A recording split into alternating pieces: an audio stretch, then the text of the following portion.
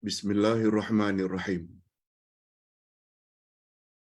Alhamdulillah nahmaduhu wa nasta'inuhu wa nastaghfiruh. Wa na'udzu billahi min shururi anfusina wa min sayyiati a'malina. Man yahdihillahu fala mudilla lahu wa man yudlil fala hadiya lahu. Asyhadu an la ilaha illallah wahdahu la syarika lah. Wa asyhadu anna Muhammadan abduhu wa rasuluh la nabiyya ba'dah. Allahumma salli wa sallim ala nabiyyina Muhammad wa ala alihi wa sahbihi ajma'in amma ba'd. Hadirin dan hadirat serta para pemirsa yang saya hormati. Assalamualaikum warahmatullahi wabarakatuh. Alhamdulillah. Kita bersyukur kehadirat Allah Azza wa Jalla di atas segala nikmat yang telah Allah anugerahkan kepada kita masing-masing.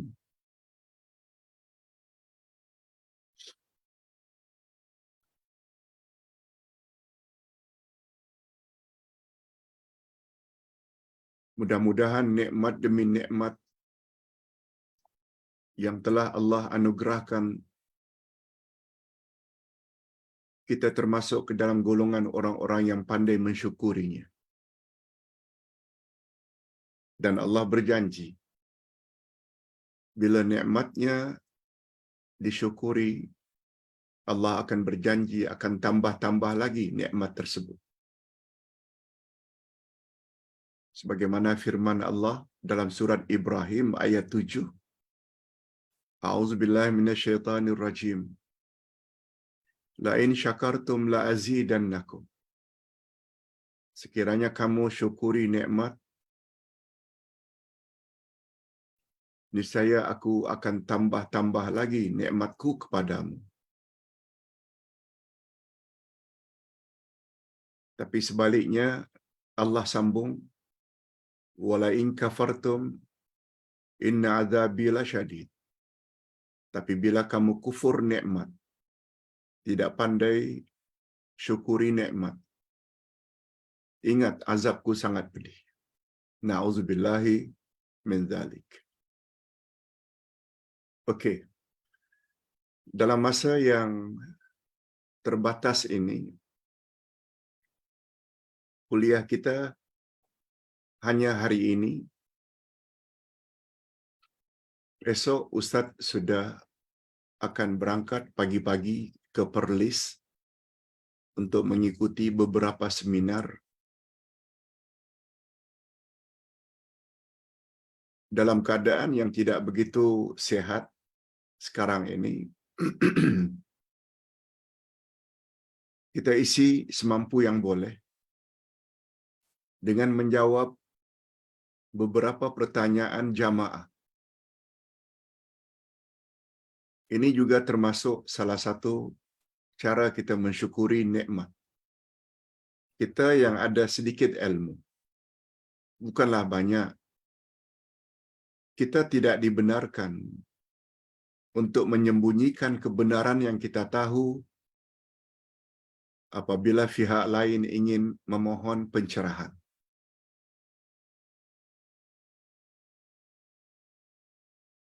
Dan terhadap orang yang memohon pencerahan atau bertanya, kita tidak boleh hardik, tidak boleh marah. Sebagaimana firman Allah dalam surat Ad-Duha, wa ammas sa'ila fala tanhar. Terhadap orang yang bertanya, jangan kamu hardik. Terima dengan baik. Kemudian jawablah semampu yang kita boleh.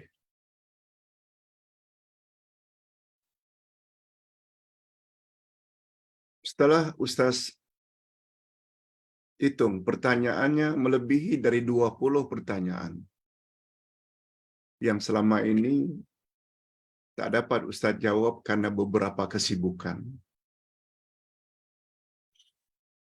Ustaz coba jawab. Ada soalan yang perlu dijawab dengan agak detail, dan ada pula soalan yang mungkin boleh jawab secara ringkas. InsyaAllah, semua soalan tersebut Ustaz cuba jawab pada hari ini. Di antara pertanyaan-pertanyaan tersebut ialah,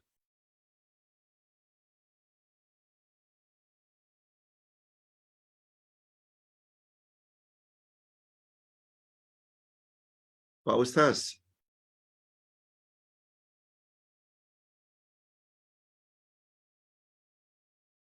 umat Nabi Muhammad sallallahu alaihi wasallam disebut oleh Allah dalam Al-Quran ayat 143 Al-Baqarah sebagai ummatan wasata, umat pertengahan. Apakah tafsiran umat pertengahan, Pak Ustaz? Pertanyaannya simpel saja, tapi jawabannya agak panjang supaya boleh difahami. Sebab perkara ini perkara yang sangat penting. Jawabannya, Ustaz bacakan dulu ayatnya. 143 Al-Baqarah. A'udzubillahi minasyaitonirrajim. Wa kadzalika ja'alnakum ummatan wasata. Demikianlah kami jadikan kamu, hei umat Muhammad, sebagai umat pertengahan. Sepakat ulama tafsir mengatakan ummatan wasata, umat pertengahan, dengan makna adlun wa khiyar. Adlun wa khiyar. Adlun maknanya adil. Khiyar maknanya pilihan. Itu sebabnya kita umat Nabi Muhammad sallallahu alaihi wasallam hendaklah senantiasa adil. Kita juga sebagai umat Nabi Muhammad hendaklah menjadi umat pilihan. Maknanya umat yang terbaik, khair. Apa makna adil, Pak Ustaz? Adil maknanya meletakkan sesuatu pada tempatnya. Lawan adil adalah zalim. Lawan adil adalah zalim. Kalau adil membawa makna meletakkan sesuatu pada tempatnya, maka jika seseorang meletakkan sesuatu tidak pada tempatnya, maka dia dikatakan zalim.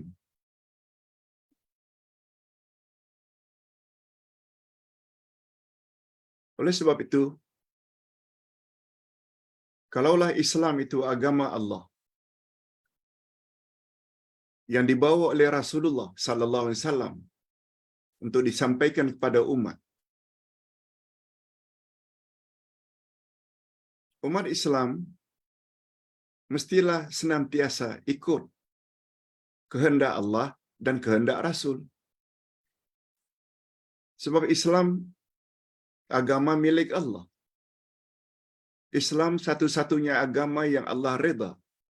Lihat ayat 19 dari surat Ali Imran. Inna dina indallahil Islam.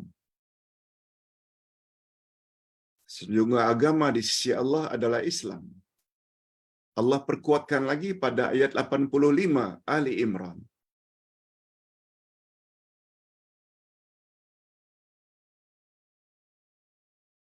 Apa kata Allah pada ayat 85? Wa may yabtaghi ghairal islami dina falan yuqbala minhu wa huwa fil akhirati minal khasirin. Siapa mencari agama untuk dianutnya bukan agama Islam, sekali-kali Allah tak akan terima agamanya itu. Dan di akhirat, dia pasti rugi. Islam agama Allah. Untuk sampai kepada umat manusia, disampaikan oleh Rasul. Rasul yang explain. Rasul yang jelaskan kehendak-kehendak Allah dalam Quran kepada umat. Rasulullah yang bimbing. Sebagaimana ayat 144 surat An-Nahl. Wa anzalna ilaika dzikr litubayyana lin-nasi ma nuzila ilaihim. Kami turunkan kepada engkau, hai Muhammad, Al-Quran, supaya kamu explain, jelaskan apa yang ada dalam Quran kepada umat manusia. Oleh sebab itu, apabila mengaku saja muslimat, kehendak-kehendak Allah dan kehendak-kehendak Rasul diketepikan, lebih mengutamakan akal, bagaimana golongan Mu'tazilah yang hari ini dipanggil dengan golongan liberal yang mendakwa mereka adalah golongan modernis, golongan modern, sesat. Kalau Al-Quran, kehendak Allah dan kehendak Rasul tidak difahami. Itu sebabnya. Karena memahami akan hakikat inilah mengapa Ustaz bersungguh-sungguh mengajak para jemaah. Mari belajar Al-Quran, tafsir Quran. Mari kita belajar hadis Nabi sallallahu alaihi wasallam untuk kita ikuti. Itu baru namanya adil, yaitu meletakkan sesuatu pada tempatnya. Oleh sebab itu, apabila di dalam beragama kita terlalu ta'assub, terlalu fanatik, bertaklid buta kepada tuan guru, kiai,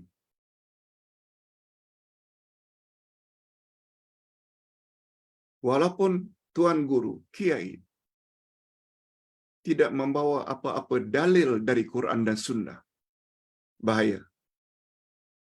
Itu maknanya lebih mengutamakan tuan guru daripada Al-Quran dan Sunnah. Itu sebabnya Ustaz tak mau mana-mana jemaah terlalu fanatik pada Ustaz. Tetapi kalau Ustaz mampu mendatangkan ayat Quran dan hadis Nabi yang sahih, ikuti. Itu bukan bermakna ta'assub dan fanatik pada Ustaz. Bukan. Kita ta'assub dan fanatik kepada ayat Quran dan hadis Nabi yang disampaikan. Orang yang seperti itu yang layak mendapat hidayah Allah. Ini sebagaimana firman Allah pada ayat 17 dan 18 dari surat Az-Zumar yang kita jelaskan semalam. Fabashir ibadil ladzina yastami'una al-qaul fayattabi'una ahsana. Ulaika alladzina hadahumullah wa ulaika hum ulul albab. Sampaikan, hai Muhammad, berita gembira kepada hamba-hamba yang punya dua sifat. Suka mendengar, maknanya mendengar kebenaran, nasihat, ceramah, tazkirah. Lalu mereka ikut, setelah dengar mereka ikut mana yang paling baik. Mana yang paling baik maknanya mana yang paling kuat dalilnya, hujahnya, argumennya. Bila dua sifat itu, suka mendengar, maknanya suka belajar, lalu compare, banding mana yang paling kuat untuk diikuti. Apa kata Allah? Merekalah orang yang mendapat hidayah Allah, petunjuk Allah. dan merekalah orang yang berfikiran waras, ulul albab. Okey, itu tentang makna adil.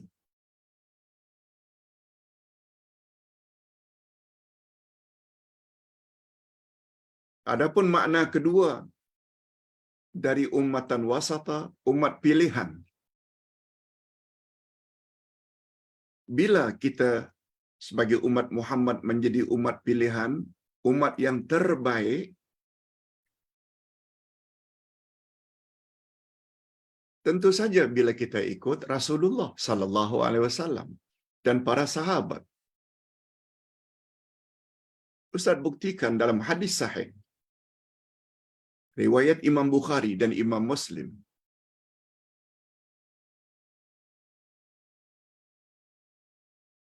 Baginda Rasul sallallahu alaihi wasallam bersabda, "Khairun nasi qarni, thumma allazina yalunahum, thumma allazina yalunahum." Sebaik-baik manusia adalah manusia yang hidup sekurun denganku.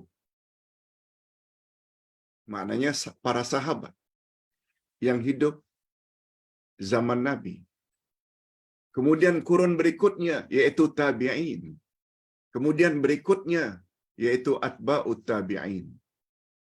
Ini memberi isyarat. Menurut Nabi, umat yang terbaik adalah umat yang hidup 3 kurun pertama. Mereka terdiri dari sahabat, tabi'in dan atba'ut tabi'in. Itu sebabnya apabila kita ingin menjadi umat Muhammad sebagai umat pilihan, umat yang terbaik dalam beragama, ikuti akidah mereka, ikuti cara ibadat mereka, ikuti akhlak mereka.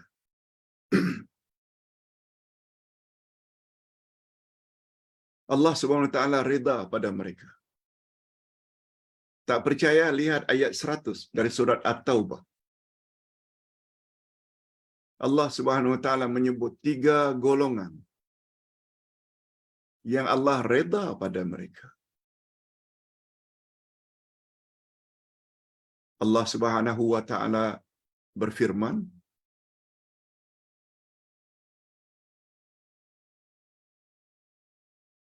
sesungguhnya orang-orang yang muhajirin, orang-orang yang ansar, dan orang-orang yang mengikuti mereka dengan baik.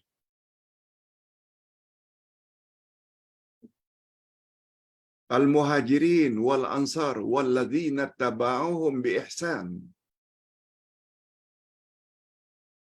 Apa kata Allah terhadap 3 golongan ini?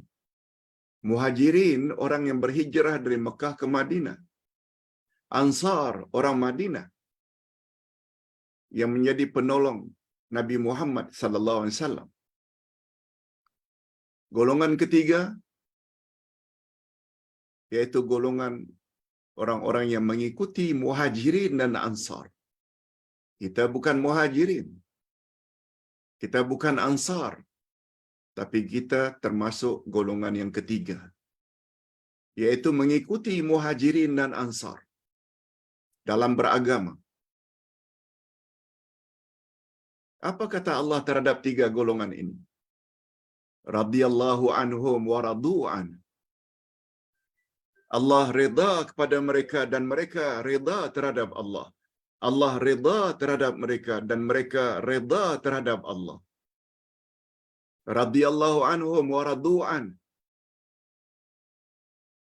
Bukan hanya redha. Wa a'adda lahum jannatin tajri min tahtiha al-anhar.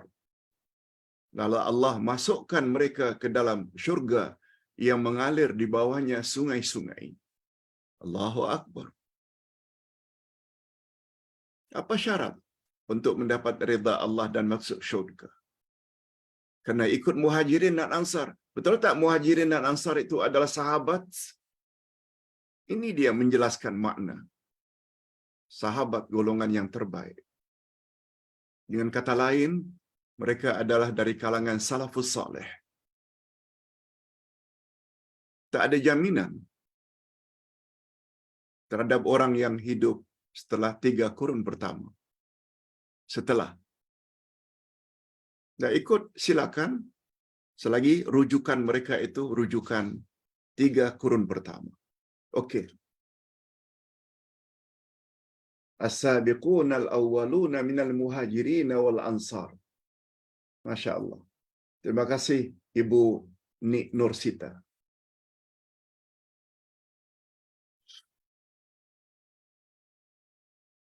Apalagi Allah gunakan istilah as-sabiqunal awwalun, orang-orang yang hidup terdahulu. Maknanya orang-orang awal yang terdiri dari muhajirin dan ansar.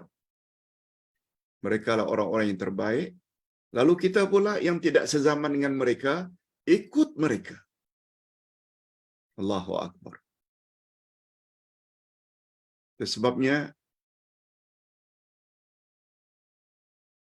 kita perlu tahu apa itu ummatan wasata. Umat pilihan. Dengan 2 makna sebagai kesimpulan. Pertama, mereka itu orang yang adil, pandai meletakkan sesuatu pada tempatnya. Yang kedua, mereka itu pilihan, orang yang terbaik.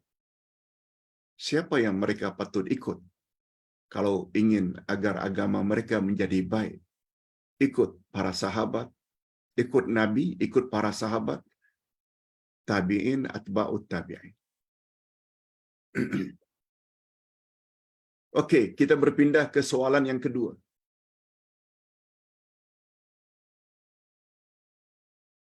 Bagaimana seharusnya sikap ibu bapa menghadapi anak-anak yang gemar berbuat dosa besar?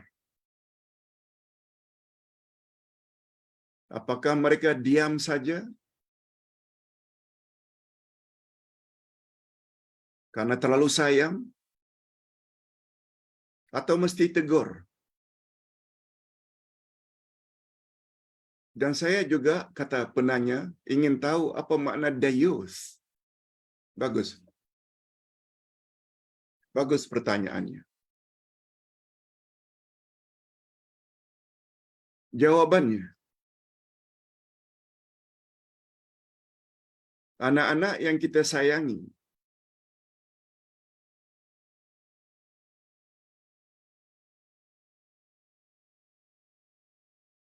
mesti kita selamatkan. Dosa-dosa besar boleh membawa mereka ke neraka.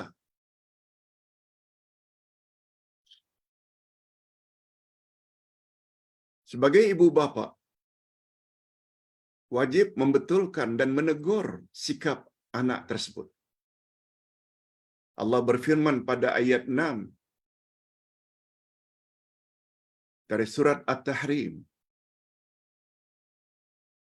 A'udzu billahi minasyaitonir rajim. Ya ayyuhalladzina amanu qu anfusakum wa ahlikum nara waquduhan nas wal hijarah.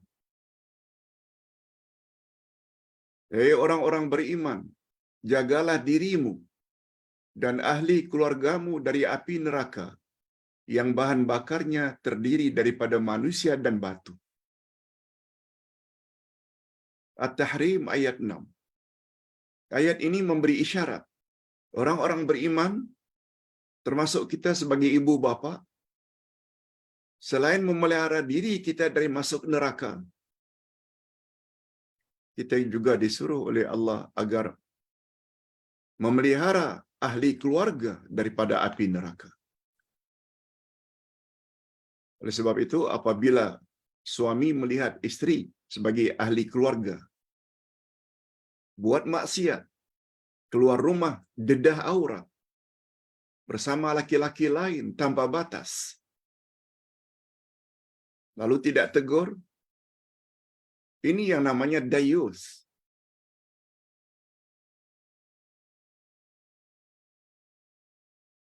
Atau sebaliknya, isteri melihat suaminya tidak salat, minum arak, berjudi, lalu isteri diam saja sebagai orang yang beriman. Tak boleh. Sebab suami adalah ahli keluarganya. Begitu juga terhadap ibu bapa, anak-anak. Semuanya itu ahli keluarga yang perlu dipelihara daripada api neraka. Cara memelihara keluarga dari api neraka dengan memasukkan kepada mereka iman dan amal saleh.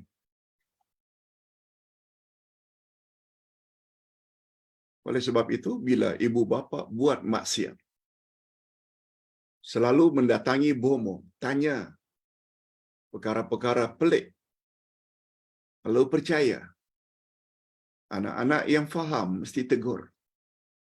Sebab perbuatan itu sampai percaya ramalan bomo adalah syirik. Bila anak-anak buat perkara-perkara maksiat, ibu bapa tak boleh diam, mesti tegur. Bila ibu bapa tidak tegur, itu namanya dayus.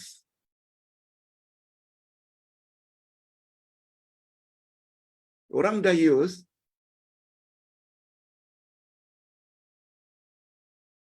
Allah Subhanahu wa taala tidak mau bercakap dengan mereka pada hari kiamat nanti.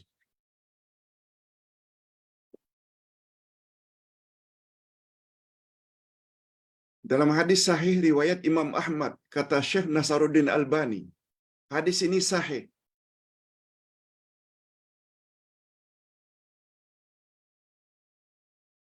Sabda Nabi, salasatun la yanzurullahu azza wa jalla ilaihim yaumal qiyamah. Ada 3 golongan ya Allah tidak mau lihat mereka pada hari kiamat. Kalau Allah sampai tidak mau melihat, maknanya Allah benci sangat. Allah murka sangat. Siapa 3 golongan itu? Yang pertama, al-aqu liwalidayhi. Anak-anak yang durhaka kepada ibu bapaknya.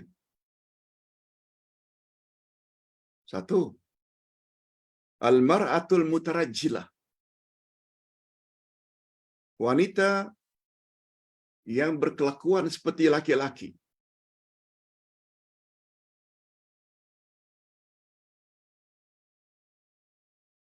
Memakai pakaian laki-laki padahal dia wanita. Bersikap seperti laki-laki padahal dia wanita. Dan yang ketiga, wad-dayyus. Dan orang yang dayyus. Allah tak mau melihat mereka, tak mau bercakap dengan mereka pada hari kiamat. Lalu ulama hadis mengartikan makna dayyus.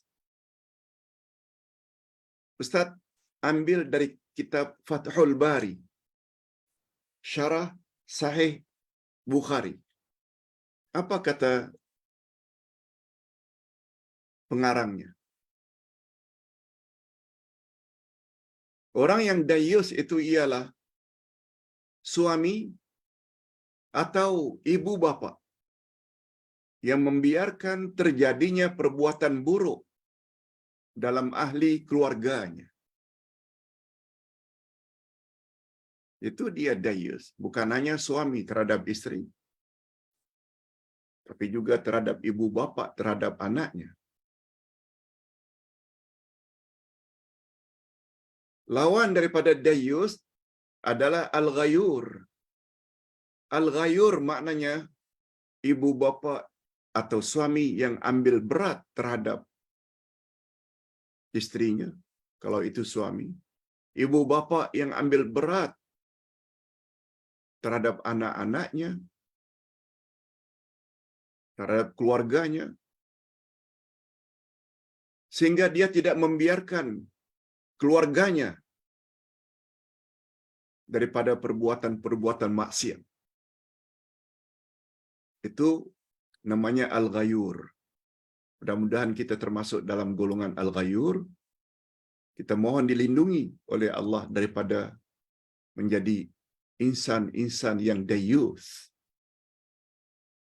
Dayyus adalah minal kabair, termasuk dosa besar.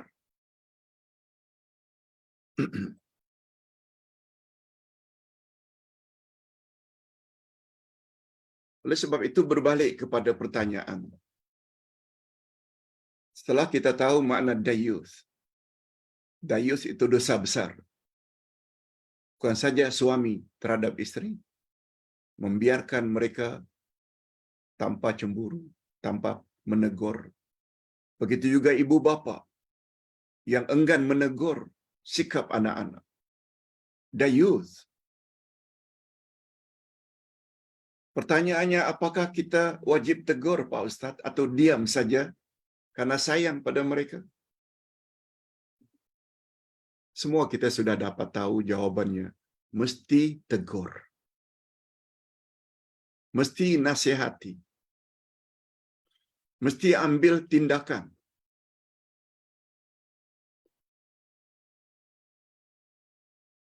Sebab Rasulullah sallallahu alaihi wasallam bersabda,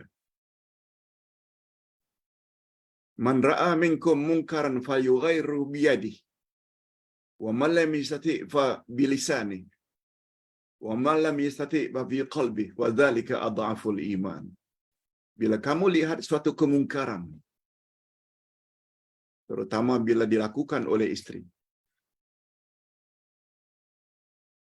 atau istri melihat kemungkaran yang dilakukan oleh suami, tak boleh diam, mesti tegur. Atau melihat anak-anak buat perkara-perkara yang mungkar dan kita tahu pasti, seperti berzina, minum arak, berjudi, dan lain-lain. Meninggi suara kepada mak bapak, memusuhi mak bapak. Kalau mak bapak diam saja tidak memberi nasihat, dosa. Kita mesti tegur. Dan paling kurang apabila tidak mampu dengan lidah, yaitu nasihat, pertama dengan kuasa, yaitu power. Yang kedua dengan lidah, tak mampu dengan hati. Tapi yang terakhir ini menunjukkan suami atau ibu bapa itu, kalau hanya menegur dengan hati, menunjukkan imannya lemah. Adhaful iman. Imannya sangat lemah. Tipis. Malah dalam hadis yang lain, andai kata dengan hati pun tidak ditegur, maknanya iman orang tersebut habis. Tak ada iman lagi. Tegur dengan hati, membenci perbuatan istri dan anak, itu saja selemah-lemah iman. Tapi bila tidak ditegur, itu bermakna imannya dah tak ada lagi.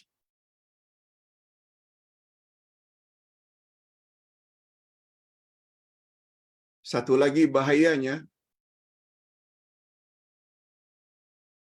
apabila kita melihat kemungkaran yang kita ada hak untuk menegur, mampu menegur, lalu kita tidak mau tegur,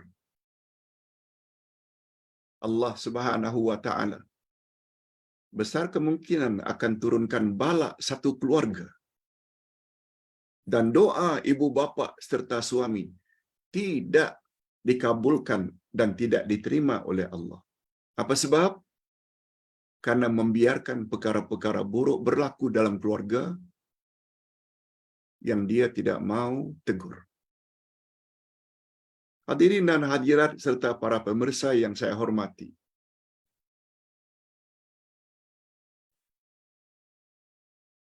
Oleh sebab itu, terhadap kemungkaran yang berlaku, jangankan orang lain, jangankan saudara mara, orang lain pun, jiran tetangga, buat kemungkaran kita mesti tegur. Cuma persoalannya,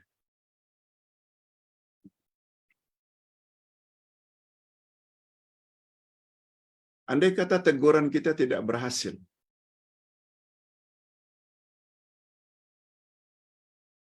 insya Allah kita tidak diberi dosa. Sebagaimana Nabi Nuh tidak diberi dosa oleh Allah. walaupun bimbing istrinya dengan baik, tapi ternyata istrinya durhaka dan kafir. Salah satu daripada anaknya yang bernama Kanaan tak mau taat kepada Allah, pada bapaknya, Nabi Nuh, sehingga mati ditelan gelombang. Nabi Ibrahim tak berhasil memasukkan iman kepada bapaknya Azar. Sebagaimana Musa tak mampu memasukkan iman kepada saudara atau kepada sepupunya yang bernama Qarun. Nabi Muhammad tak mampu memasukkan iman ke dalam Abu Lahab, padahal Abu Lahab itu uncle-nya. Itu urusan Allah. Memberi taufik dan hidayah itu kerja Allah, bukan kerja kita. Namun Allah tidak pernah salahkan Nabi Nuh. Dengan kata lain, Nabi Nuh tidak diberi dosa oleh Allah. Nabi Ibrahim tidak beri dosa oleh Allah. Nabi Musa tidak diberi dosa oleh Allah. Nabi Muhammad tidak beri dosa oleh Allah. Karena uncle-nya, sepupunya, ayahnya, anaknya, istrinya tidak beriman. Allah Maha Adil. Okey. Masya Allah, dah 40 minit. Baru 2 soalan.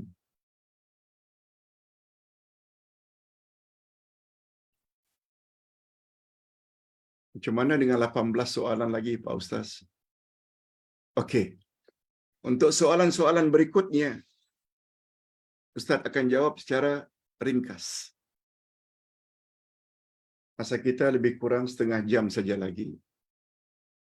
Pak Ustaz,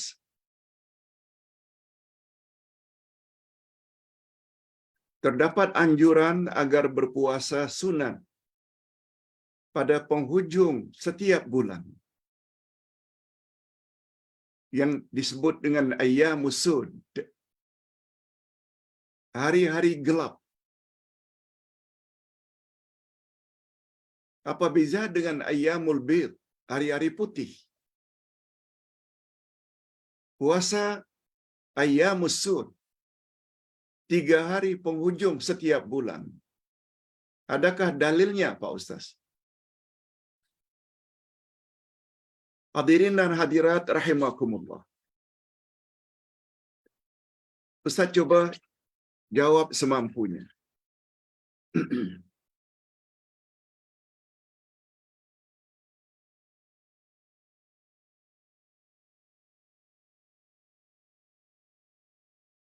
Rasulullah sallallahu alaihi wasallam bersabda.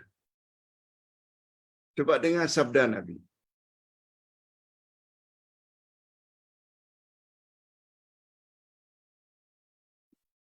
Atau jawaban secara ringkas dulu terhadap ayyamus sud.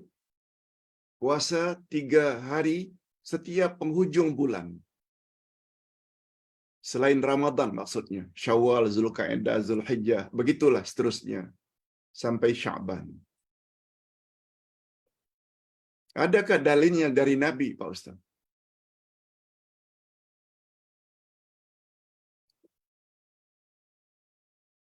Ulama dah menjawab soalan ini. Lam yarid fi fadli siyami hadhil ayyam al-akhir min kulli syahrin hadisun sarihud dilalah.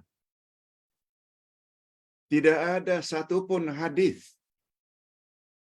yang menyebut secara jelas dan nyata disunatkan puasa 3 hari terakhir setiap bulan. Tidak ada.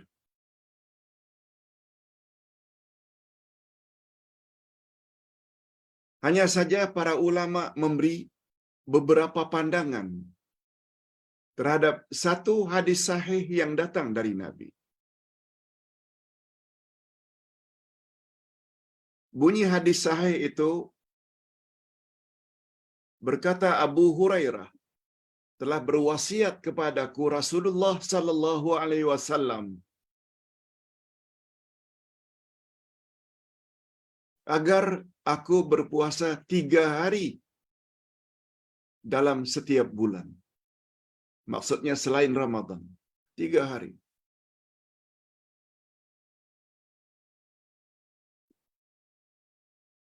Kata Abu Hurairah dalam satu hadis, "Ausani khalili bisalasin." Kesayanganku, yakni Nabi Muhammad, telah berwasiat, berpesan penting kepadaku terhadap 3 perkara. La ada'ahunna hatta amut. Wasiat itu aku tidak tinggalkan sama sekali sehingga aku mati. Apa dia 3 perkara itu? Puasa 3 hari setiap bulan. Lakukan salat duha setiap pagi. Dan lakukan salat witir sebelum tidur. Abu Hurairah, hadis ini sahih riwayat Bukhari dan Muslim. Kuat hadis ini. Kesayanganku, yaitu Rasulullah, telah berpesan kepadaku 3 perkara yang ketiga-tiganya aku tak akan tinggalkan untuk selama-lamanya sehingga aku mati. Puasa 3 hari setiap bulan. Salat duha, walaupun barangkali hanya 2 rakaat. 4 rakaat lagi bagus. 6, 8, 10, 12. Boleh. Dan salat witir setiap malam, walaupun 1 rakaat. Boleh sebelum tidur, boleh juga sesudah tidur. Nah, dari hadis tersebut, hadis sahih tentang 3 hari dalam bulan, setiap bulan itu, diartikan oleh setengah ulama. 3 hari awal bulan, 1, 2, 3. Ada yang mengartikan 3 hari itu pertengahannya, yang dipanggil dengan Ayyamul Bait, 13, 14, 15. Dan ada pula yang mengartikan 3 hari terakhir setiap bulan. Cuma kena ingat, itu hanya penafsiran. Bukan datang dari Nabi. Yang datang dari Nabi, 3 hari setiap bulan. Dan pendapat yang terkuat dalam hal ini adalah 3 hari pada pertengahan setiap bulan. Bukan awal, bukan akhir. Cuma kata para ulama, siapa yang ingin puasa 3 hari pertama setiap bulan atau 3 hari terakhir setiap bulan, la ba'sa bih, tak mengapa. Jangan kamu ingkari. Biar. Tapi tidak kata ada dalil khas dari Nabi secara nyata, tak ada. Demikian jawaban untuk soalan yang ketiga.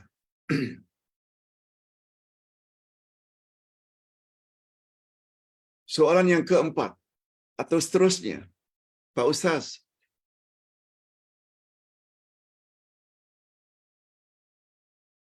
apa maksud dengan puasa Nabi Daud? Puasa Nabi Daud adalah puasa selang-selang hari. Hari ini puasa, esok tidak. Lusa puasa, esok tidak.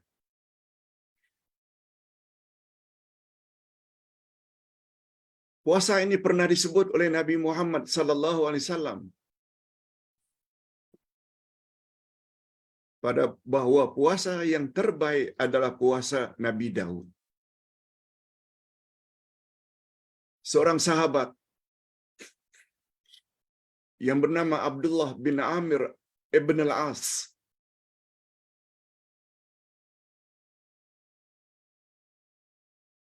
dia sangat taat kepada Allah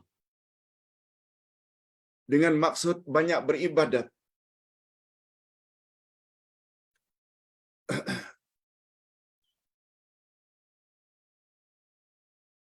Sehingga setiap hari puasa. Setiap malam qiyamul lail semalaman tidak lagi bersama istri. Setiap hari tidak makan bersama keluarga sebab puasa. Lalu bapak mertuanya mengadu kepada Nabi.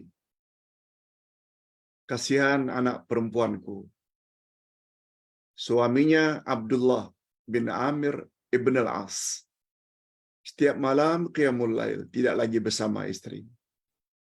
Setiap siang berpuasa sunat. Ringkasnya kata Nabi, suruh dia menghadap aku. Begitu menghadap, Nabi langsung sebut, aku difahamkan kamu begini, begini, begini. Betulkah? Abdullah bin Amir ibn al-As menjawab, benar ya Rasulullah. Sebab saya sangat mengharapkan ganjaran di akhirat.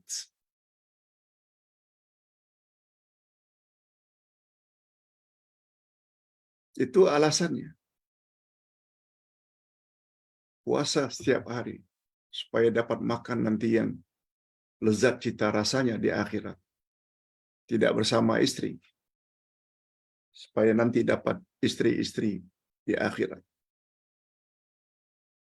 Hadirin dan hadirat, Nabi tidak setuju dengan jawaban itu sambil mengatakan, mula sekarang kamu tidak boleh puasa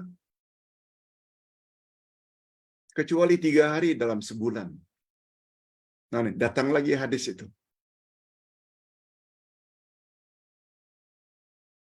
Lalu Abdullah bin Amir bin al-As menjawab, tapi saya mampu melakukan puasa lebih dari itu ya Rasulullah.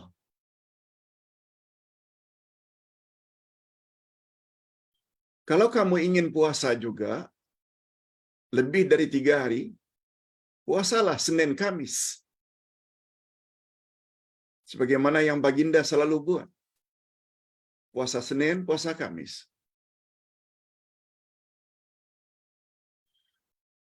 Lagi-lagi Abdullah bin Amir bin al-As bertanya, saya mampu lebih dari itu ya Rasulullah.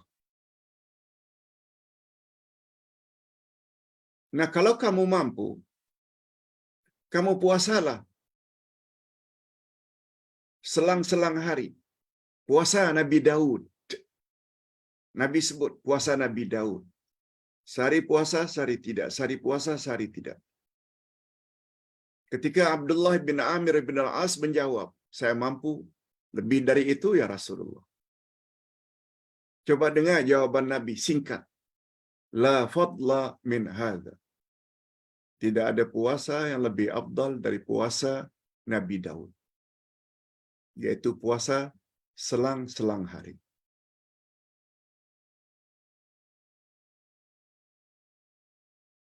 Barangkali terjawab soalan tadi, apa makna puasa Nabi Daud. Cuma sebagai tambahan, dalam kitab Mabadi'ul Islam disebut oleh pengarangnya Maulana Maududi, seorang ulama besar dari Pakistan. Apa kata Maulana Maududi membawa hadis tersebut? Kata beliau, kesimpulan jawaban Nabi terhadap Abdullah bin Amir bin al-As menunjukkan Islam yang ideal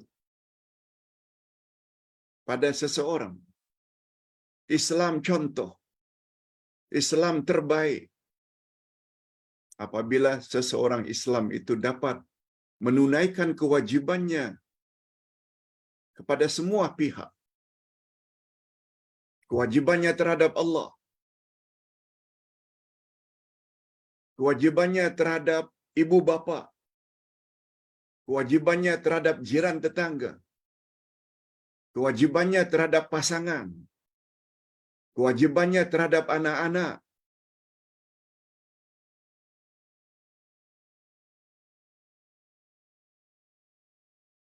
Itulah Islam yang terbaik. Salat tak tinggal. Ibu bapa kita berbuat ihsan. Terhadap anak kita mesti didik. Istri ada hak yang mesti suami tunaikan. Suami juga ada hak yang istri mesti tunaikan. Jiran tetangga juga ada hak yang mesti kita tunaikan. Itu kesimpulan daripada atau pengajaran yang dapat diambil dari hadis tadi. Oleh sebab itu bukanlah ibu bapa yang baik kalau dia hanya mengajar orang lain, tetapi keluarganya, ibu bapa, istri dan anak-anaknya dibiarkan. No. Mesti diberi perhatian semuanya.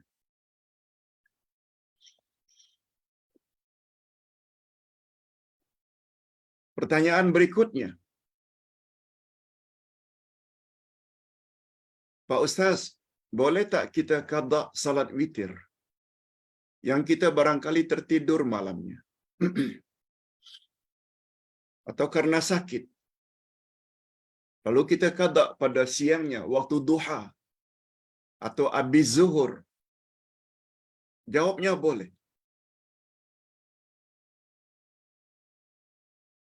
Sebab salat witir ni salat yang sangat mustahab.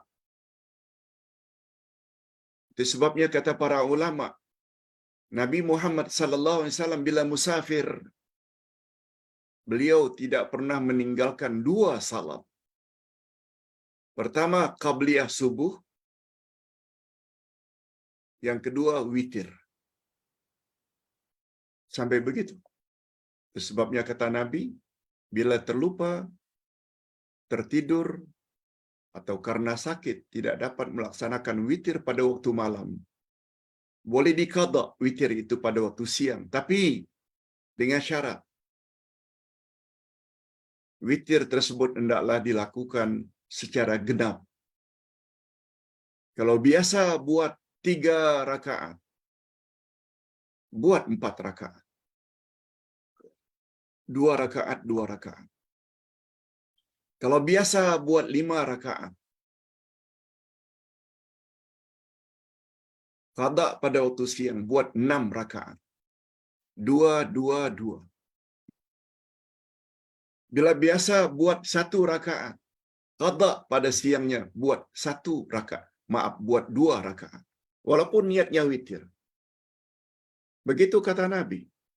Boleh lihat dalam kitab Ustaz Himpunan Salat-salat sunat Nabi Muhammad sallallahu alaihi wasallam. Ustaz ada tulis. Okey. Pertanyaan berikutnya, boleh tak Pak Ustaz kita buat salat sunat gerhana sedangkan kita tidak melihat gerhana tersebut karena cuaca mendung atau karena cuaca tak elok? Bagi pandangan Ustaz, lakukan salat sunat gerhana walaupun kita tidak melihat gerhana tersebut. Sebab biasanya yang tahu bila gerhana itu berlaku adalah ahli falak. Pemerintah biasanya, Jabatan Agama Islam akan memaklumkan pada kita, gerhana akan berlaku dari jam sekian hingga jam sekian. Dengan mengetahui masanya itu, salat saja walaupun kita tak nampak. Karena barangkali cuaca ketika itu, dia sama halnya. Kita tak nampak anak bulan, tapi telah ditetapkan oleh orang yang melihat anak bulan dengan teropong atau dengan falak. Puasa mula hari esok. Kita puasa, walaupun kita tidak nampak anak bulan. Berikutnya Pak Ustaz, boleh tak kita gantung gambar-gambar di dinding? Hadirin dan hadirat, gambar terbagi dua. Kalau gambar itu gambar lukisan, haram hukumnya. Nabi larang sangat. Habis kahwin, pergi ke suatu negeri, honeymoon, lalu kita suami isteri sebagai kenang-kenangan minta dilukis oleh pelukis, Tak boleh. Hadisnya jelas. Pengharamannya sama dengan pengharaman patung. Tetapi gambar potret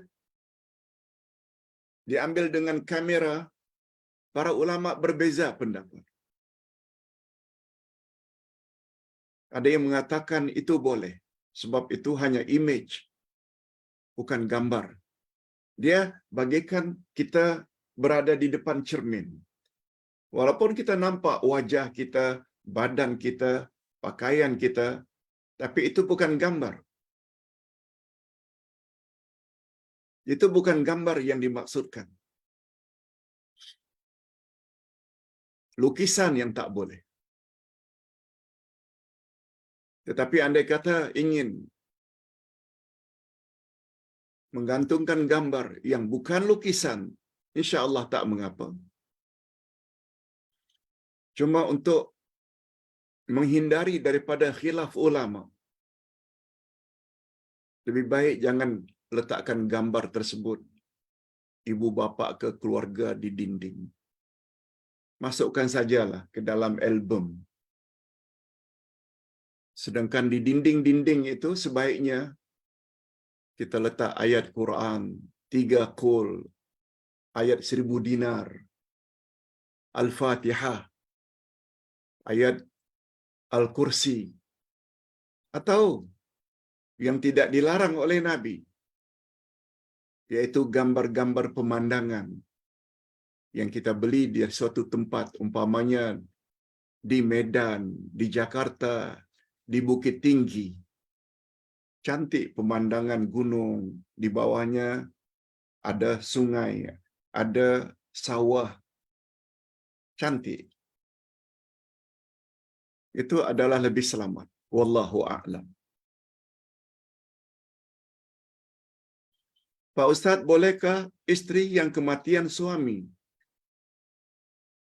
dalam iddah mereka terpaksa keluar untuk mencari rezeki sebab mereka dari golongan miskin dan anak-anak pula tidak mampu membantu maknya? Lalu maknya bekerja, mungkin jualan, mungkin terpaksa pergi ke pejabat untuk meneruskan pekerjaan supaya dapat gaji. Hadirin dan hadirat, kita semua tahu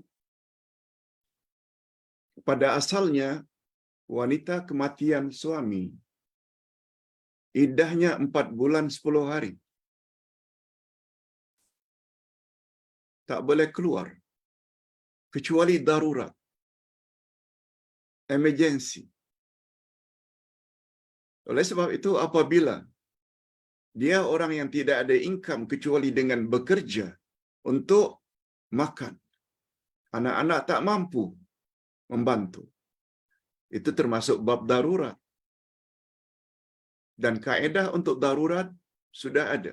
Ad-darurat tubihul mahzurat.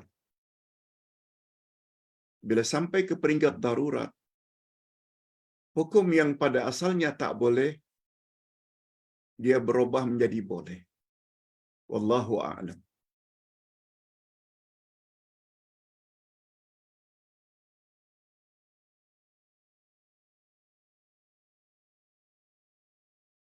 Pak Ustaz, boleh tak jelaskan makna 3 jenis haji?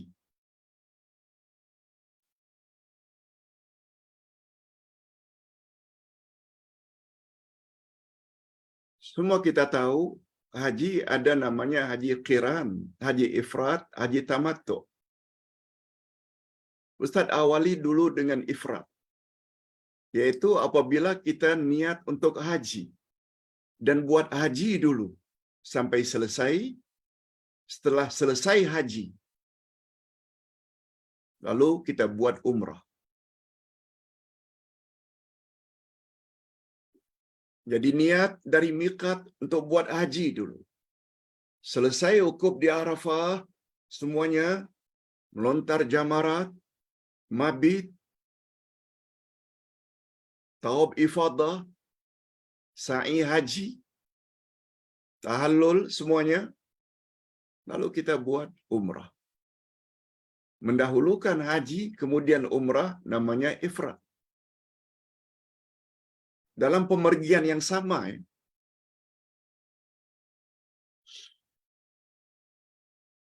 Yang kedua, qiran. Apabila di miqat, kita niat haji dan umrah secara serentak.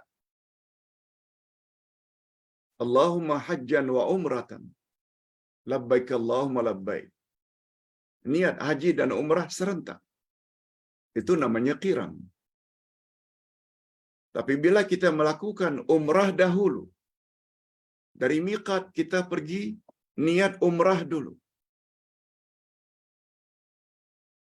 Setelah tawaf, sa'i, tahallul, kita bebas, tidak terikat dengan pantang larang ihram. Lalu kita pun menunggu hari tarwiyah. Selanjutnya wukuf di Arafah.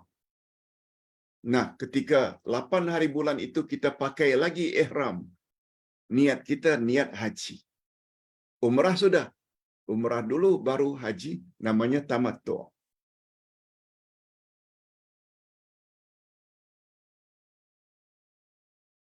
Pak Ustaz, boleh tak kita buat umrah berkali-kali? Okey, ini ada kaitannya dengan umrah. Ustaz ada sebut dalam buku yang Ustaz tulis, Pedoman Haji dan Umrah, bahawa Nabi Muhammad sallallahu alaihi wasallam buat umrah hanya 4 kali. Bila kita buat haji tamattu, setelah selesai umrah pertama, kalau kita buat sekali 2, umrah lagi dari Tan'im atau Ja'rana, no problem. Tak jadi masalah. Tapi yang tak boleh itu, setiap hari umrah. Sampai berpuluh-puluh kali. Para ulama tidak galakkan sikap demikian. Malah kadang-kadang timbul riya. Macam musabaqah umrah, berlomba-lomba. Sehingga bangga. Apa hukum riya? Amalan yang dilakukan karena tidak menunjuk-nunjuk ditolak oleh Allah. Itu maknanya tidak ikhlas. Padahal menekuni Masjidil Haram yang sekali salat sama dengan 100,000 kali salat, kita tak dapat. Duduk saja niat i'tikaf dalam Masjidil Haram sebanyak mungkin. Penat kita baca Quran, kita zikir, doa dalam Masjidil Haram, tawaf sunat. Itu adalah lebih baik daripada mengulangi umrah berkali-kali. Tapi kalau sekedar sekali 2 kita tambah, tak jadi masalah insya-Allah. Pak Ustaz, pertanyaan berikutnya, apa beza antara Muslim dengan mukmin? Muslim diambil dari kata Islam. Bila seseorang sudah mengucap 2 kalimat syahadat, dia salat, dia Muslim. Tapi dia belum layak dikatakan mukmin. Orang mukmin ni orang yang beriman, yang memiliki kepercayaan, keyakinan 6 perkara utama. Iman pada Allah, iman pada Rasul, iman pada malaikat, iman pada kitab, iman pada hari kiamat, iman pada takdir. Itu sebabnya orang yang baru memeluk Islam, mereka hanya baru layak dikatakan Muslim atau Muslimat, bukan mukmin, bukan mukminat. Dengan kata lain, kedudukan mukmin lebih tinggi daripada Muslim. Semua mukmin adalah Muslim, tapi tidak semua Muslim itu mukmin. Begitulah ringkasnya. Ini sekali lagi pertanyaan tentang selawat tafrijiyah. dibaca setelah selesai subuh. Kononnya akan murah rezeki. Ustaz dah jelaskan dengan panjang lebar, malah Ustaz tulis. Sila lihat. Buka dalam Google. Salat sunat tafrijiyah oleh Abdullah Yasin. Bagi Ustaz, selawat tersebut bukan saja ada fadilat, malah di dalam salawat tersebut, menurut ulama akidah, ada unsur-unsur yang tak sewajarnya. Seolah-olah kita telah memberi hak Allah kepada Nabi Muhammad sallallahu alaihi wasallam. Apa hukumnya memberi hak Allah kepada baginda? Syirik. Begitu pandangan setengah ulama. Itu sebabnya Ustaz cenderung jangan amalkan salawat tafrijiyah.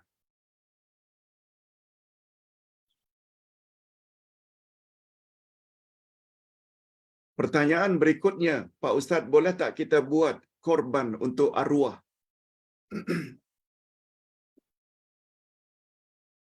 Sebenarnya hadirin dan hadirat, perkara ini dipertikaikan oleh para ulama.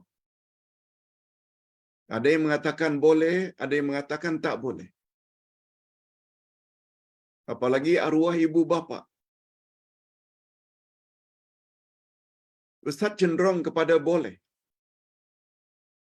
Apalagi itu dilakukan oleh anaknya.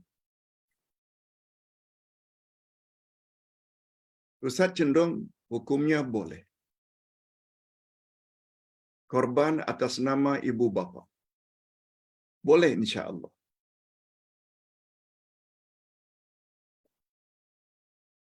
Berikutnya pertanyaan, boleh tak Pak Ustaz isteri bencikan perbuatan suami yang tidak ikut perintah Allah?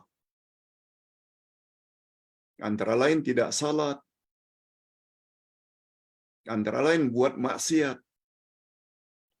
Kita dah jawab tadi.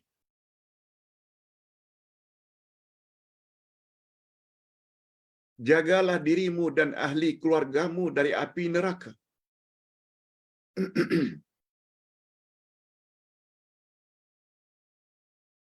Menurut ulama tafsir, ini bukan hanya kewajiban suami.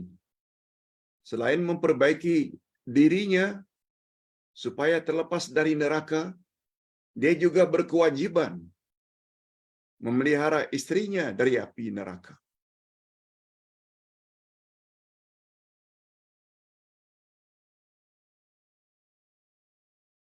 Kata ulama tafsir, itu bukan kewajiban suami-suami saja. Istri yang beriman, mukminah, dia tidak boleh hanya memelihara dirinya dari api neraka. Dia juga, karena suaminya adalah ahli keluarganya, orang dekatnya, dia juga mesti selamatkan suaminya daripada api neraka. Suami yang tidak salat, dia mesti suruh. Suami yang tidak salat, lalu istri rasa benci dengan perbuatan suaminya, sangat wajar. Jangan sampai tak benci. Bila tak benci, maknanya istri tersebut meredai, suka suaminya berbuat demikian, tidak salah. Sedangkan Nabi Muhammad sallallahu alaihi wasallam bersabda, "Awwalu ma yuhasabu bil 'abdi yaumal qiyamah as-salah." Pertama-tama yang Allah akan tanya di akhir hari kiamat nanti tentang salat. Bila baik atau sempurna salatnya, amal-amal lain ikut sempurna. Bila salatnya tidak sempurna, amal-amal lain ikut tidak sempurna.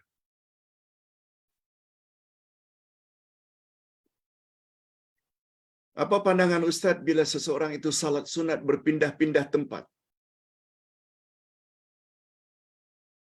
Salat sunat tarawih umpamanya, berpindah dari satu tempat ke tempat yang lain.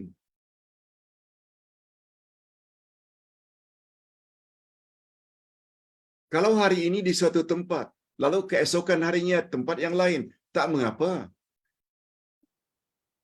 Tapi pada malam yang sama, kerjanya berpindah-pindah tempat, depan, belakang, kiri, kanan. Itu mengganggu orang lain. Tidak digalakkan. Lain halnya kalau kita buat salat sunat rawatib.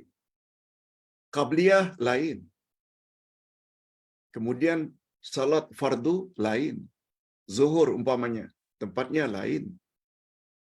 Qabliyah zuhur tadi lain. Kemudian ba'diyah zuhur di tempat yang lain. No problem. Itu yang terbaik. Kalau ditanya mengapa Pak Ustaz? Sebab Allah Subhanahu wa taala berfirman, kelak bumi akan menjadi saksi. Yauma idzin tuhadditsu akhbaraha. Pada hari kiamat nanti, bumi akan menceritakan perkhabarannya di mana tempat orang itu beribadat. Setiap bahagian bumi akan menjadi saksi. Itu pengajarannya atau dalilnya. Lelaki yang sudah baligh, Pak Ustaz, boleh tak bersentuhan atau bersalaman dengan wanita yang bukan mahram jika umur mereka sudah lanjut, lansia, lanjut usia?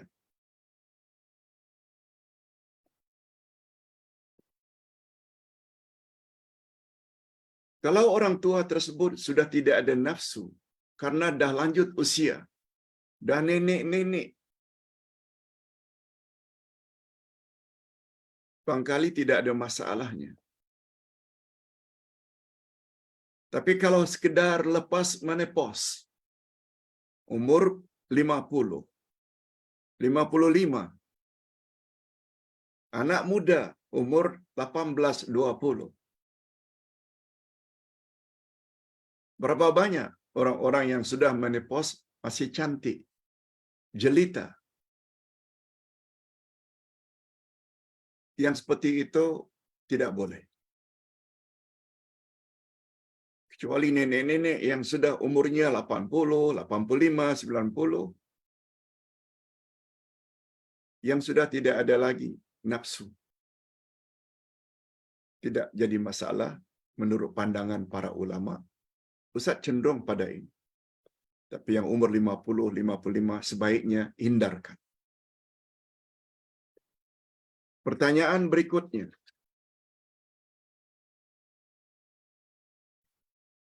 Ada orang offer, Ustaz, untuk buat kenduri. Dalam kenduri tersebut tentu saja ada tahlilan. Ada baca doa selamat. Sebelum pergi haji. Apa hukumnya, Pak Ustaz? Ustaz ada sebut dalam buku Ustaz, pembimbing dari gangguan syaitan terhadap baby, nikah kawin, dan rumah. Pendinding, rumah, pendinding baby, pendinding walimah. Ustaz ada tulis, dalam bahasa Arab ada 10 istilah. Walimah itu adalah istilah untuk kenduri kawin. Akikah adalah sempena kelahiran baby yang baru lahir.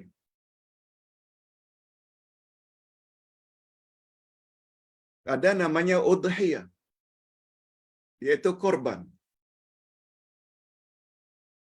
Itu semua nama-nama sembelihan.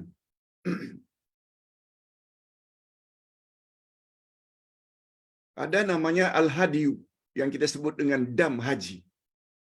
Semua berkaitan dengan penyembelihan. Oleh sebab itu, apabila seseorang yang akan pergi haji, sebagai tanda syukur, ingin atau mendapat keputusan boleh haji, tanda syukur, sebagai tanda kesyukuran, dan minta agar kawan-kawan jiran tetangga mendoakan keselamatan pergi dan balik dan mendapat haji mabrur. Tak ada salahnya. Yang kita selalu pertikaikan itu kenduri sempena kematian. Itu yang tak boleh. Sama dengan meratap. Apalagi Allah SWT berfirman pada penghujung surat Ad-Duha, wa amma bi ni'mati rabbika fahaddits. Terhadap nikmat Tuhanmu hendaklah kamu nyatakan, jelaskan. Kita dapat panggilan untuk haji. Itu nikmat. Lalu kita hendak beritahu kepada jemaah sambil minta mereka doakan. Lalu buat sedikit kenduri. Makan, minum. No problem. Yang itu tidak salah. Malah dianjurkan. Apalagi Nabi SAW bersabda dalam hadis sahih, at'imut ta'am, wasilul arham, wa abshus salam, wa tayyibul kalam, wa sallu bil laili wan nasu niyam, tadkhulul jannata bisalam. Ada 5 perkara yang melayakkan kamu masuk syurga dengan selamat. Pertama-tama, kata Nabi, at'imut ta'am, beri orang lain makan. Termasuk kenduri tadi, sempena haji. Beri orang lain makan. Yang kedua, hubungkan silaturahim. Yang ketiga, ucapkan salam setiap orang yang kamu kenali atau tidak kenali, beri salam.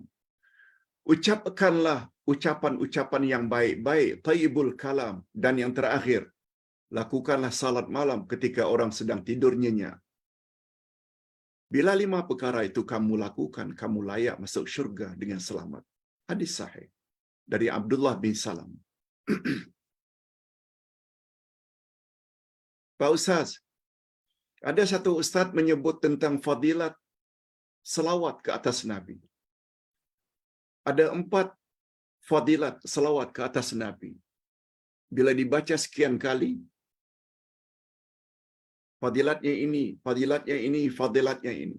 Ingat ya, fadilat termasuk bab ghaib. Dia mesti berdasarkan perkara ghaib, ayat Quran atau hadis Nabi. Ayat Quran, fadilatnya. Ayat 56 surat Al-Ahzab. Inna Allah wa malaikatahu yusalluna ala nabi. Ya ayyuhalladzina amanu sallu alaihi wa sallimu taslima. Sesungguhnya Allah dan para malaikat bersalawat ke atas Nabi. Oleh sebab itu bersalawatlah kamu ke atas Nabi. Beri salamlah ke atas Nabi. Itu fadilatnya. Siapa bersalawat kepadaku 1 kali, niscaya Allah bersalawat kepadanya 10 kali. Hadis sahih. Tetapi terhadap 4 fadilat salawat ini antara lain. Yang pertama, apabila salawat dibaca 1000 kali,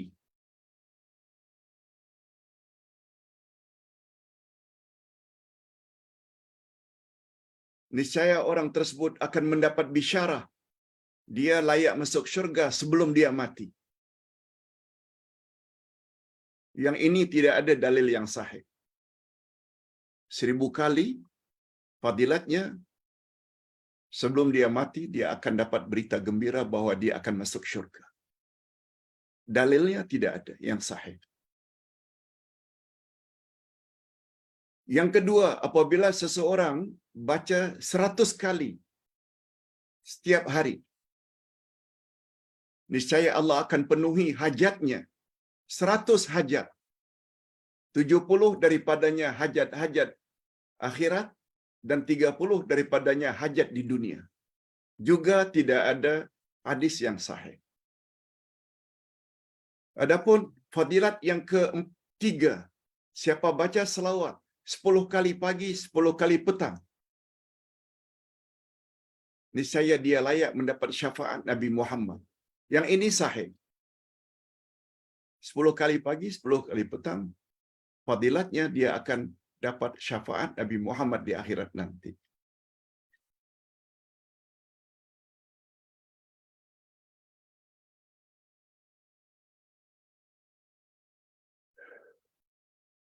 Adapun yang keempat, apabila seseorang berselawat,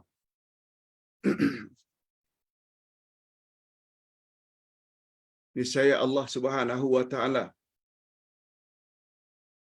akan kembalikan roh Nabi Muhammad di dalam kuburnya, sehingga Nabi Muhammad jawab setiap selawat yang diucapkan oleh umatnya. Bila dia selawat Allahumma salli ala Muhammad wa ala Muhammad, saat itu Allah kembalikan roh Nabi Muhammad untuk Nabi Muhammad menjawab. Dan ini sahih. Jadi dari 4 fadilat tadi, yang 2 terakhir ada dalilnya, dan 1 dan 2 yang pertama tidak ada dalilnya. Wallahu a'lam. Hadirin dan hadirat, ini dulu yang dapat Ustaz sampaikan. Mudah-mudahan ada manfaatnya. Ingat ya, esok kita tak ada kelas. Esok pagi-pagi subuh Ustaz dah berangkat ke airport untuk ke Alustar dan Perlis beberapa hari.